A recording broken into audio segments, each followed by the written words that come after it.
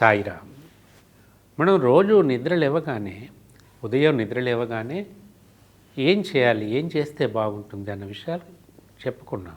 నిద్ర లేచిన తదుపరి పడక దిగిన తర్వాత దిగటం తూర్పుకు కానీ ఉత్తరానికి కానీ ఈశాన్యం వైపుకు కానీ దిగాలి. నడక ఈశాన్యానికి ఉండాలి. ఇది ప్రథమంగా మనం ఆచరించవలసినటువంటి ఒక నియమం వాస్తులో. మొదటి నడక ఈశాన్యానికి వస్తుంది. మొదటి పదం ఈశ్వర ధ్యానం, మొదటి చూపు పిల్లలను భార్యని చూసుకొని ఒక తృప్తిగా చిన్నగా నవ్వుకోవటం, ప్రసన్న వదనం. మొదటగా మంచం దిగటం ఈశాన్యం. మళ్ళీ మొదటి నడక, మొదటి పదం భగవన్నామం, మొదటి పాదం భూమి మీద ఆనించగానే ఈశాన్యానికి నడవాలి. అయితే ఇక్కడ ఒక చిన్న పని ఇంకొకటి ఉంటుంది. సర్వ ప్రాణులకు ఆధారమైనటువంటిది భూమి. పంచభూతాల సమ్మేళనం భూమి. పంచభూతాలతో కూడుకొని ఉన్నటువంటిది భూమి. ఈ పంచభూతాలు భూమికి ఉన్న సంబంధము ఇదంతా మళ్ళీ చెప్పుకుందాం మనం. అంతేకాకుండా భూమిని మనం ఒక దేవతగా అంటే భూదేవిగా పూజిస్తాం. ఇదే భూమి మీద ప్రకృతి సిద్ధంగా చేయవలసినటువంటి ఎన్నో పనులు మనం చేస్తాము. వాటన్నింటినీ అంటే మనము అంటే మీరు నేను అని కాదు, సమస్త ప్రాణులు, ఈ భూగ్రహం మీద ఉన్నటువంటి సమస్త ప్రాణులు అన్నమాట. వాటన్నింటినీ కూడా సహిస్తూ ఉంటుంది భూదేవి. సో మనం లేచాం, నడిచాం, తిన్నాం, పనిచేసాం, పడుకున్నాం, మళ్ళీ పొద్దున్న నిద్ర లేచాం. ఈ యాంత్రికమైన జీవితాన్ని ఈ విధంగా కాకుండా కొంచెం ఆధ్యాత్మిక అవలోకనతో సాగించటం వలన మనస్తృప్తితో కూడినటువంటి జీవనాన్ని మనం నెరపగలుగుతాము. అందులో భాగంగా మనల్ని ఇంత సహించి ఓర్పుతో మనకి జీవనాధారమైనటువంటి భూదేవికి ప్రణామం చేసుకోవటం. మొదటి పాదం భూమి మీద ఆనించగానే ఒకటి గుర్తుపెట్టుకోండి, మంచం నుంచి మొదటి పాదం భూమి మీద ఆనిస్తున్నామంటే it must be the right leg, left కాదు, రైట్ లెగ్.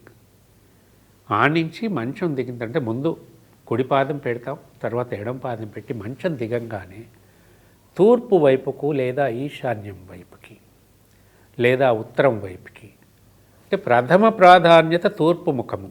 అంటే మంచం దిగిన తర్వాత తూర్పు ముఖానికి తిరిగి వంగి రెండు హస్తాలతో నేలని తాకి, అంటే భూదేవిని తాకుతున్నాము. కర అగ్రములు అరచేతులు భూమిని తగిలించి తీసుకొని కళ్ళకు అద్దుకొని భూదేవికి దండం పెట్టుకోవటం. దీనికి సంబంధించి కూడా శ్లోకాలు ఉన్నాయి. ఈ శ్లోకాలు మనం పఠించగలిగినా పఠించలేకపోయినా కూడా దాని అర్థాన్ని మాత్రం స్మరించుకుంటే చాలు. సకల సముద్రాలను సకల పర్వతాలను కలిగి ఉన్నటువంటి విష్ణుపత్ని భూమికి పాదస్పర్శ దోషము నాకు కలగకుండానట్లుగా అనుగ్రహించమని చెప్పుకోవటం మనసులో. అంత కూడా చెప్పుకోలేకపోతే అమ్మా భూదేవి నమస్కారం అని కళ్ళకద్దుకున్నా చాలు. అప్పుడు మొదటి అడుగు తూర్పు వైపు లేదా ఈశాన్యం వైపు వేసి మనము దినచర్య ప్రారంభిస్తున్నాము.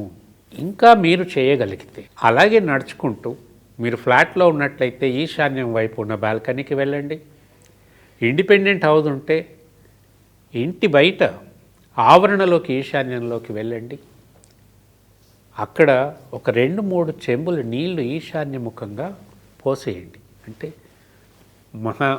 ఏదైనా ఇష్టదైవాన్ని తలుచుకొని 2-3 టంబ్లర్స్ ఆఫ్ వాటర్, బకెట్లు కాదు, చెంబులు లేకపోతే మగ్గులు తీసి అట్లా ఈశాన్యం వైపుకి ఇట్లా మామూలుగా పోసేయటమే. భగవన్నామస్మరణ చేసుకుంటూ మొహం కడుక్కునే అవసరం లేదు, ఏం లేదు. ఫస్ట్ ఈ పని చేయటం, దండం పెట్టుకొని రావటం. ఇంట్లోకి వచ్చిన తర్వాత అప్పుడు మీరు మీ డైలీ దినచర్య ప్రారంభించండి. అంటే న్యాచురల్ కాల్స్కి వెళ్ళటం, ఇవన్నీ కూడా దైనందిక కార్యక్రమాలన్నీ మొదలుపెట్టండి. చాలా చిన్న పని అండి, కానీ రిజల్ట్స్ అద్భుతంగా ఉంటాయి.